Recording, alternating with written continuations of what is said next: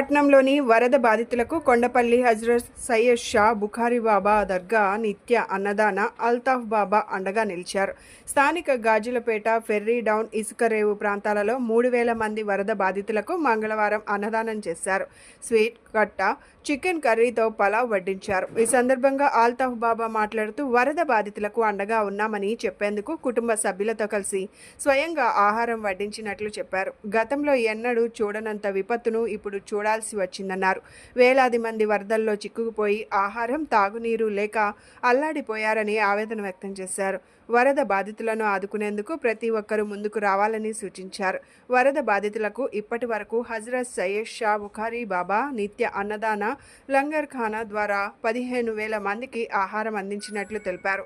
బాధితులకు ఏ అవసరమున్నా ఆదుకునేందుకు తాము సిద్ధంగా ఉన్నట్లు చెప్పారు. అనంతరం మాజీ మంత్రి దేవినేని ఉమామహేశ్వరరావు కూడా బాధితులకు భోజనాలు వడ్డించారు.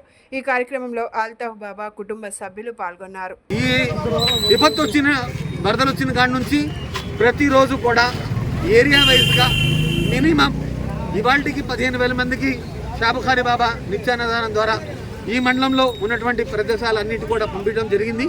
అదే ప్రత్యక్షంగా మేమే మా చేత్తో వండించాలనే ఉద్దేశంతో ఇవాళ గాజులపేట, పెర్రి ఏరియాలో మేమే వడ్డించాలనే ఒక ఉద్దేశంతో మా కుటుంబ సభ్యులు, మా సోదరులందరూ కూడా వచ్చి ఇవాళ చేత్తో వండించాలనే ఉద్దేశంతో ఆత్మీయ ఇందులాగా ఏర్పాటు చేసి ఇవాళ మా కుటుంబ సభ్యులు ఎప్పుడూ రాలేదు కానీ ఇవాళ వాళ్ళని కూడా తీసుకొచ్చి వడ్డించాలని ఒక మంచి ఉద్దేశంతో వచ్చాం.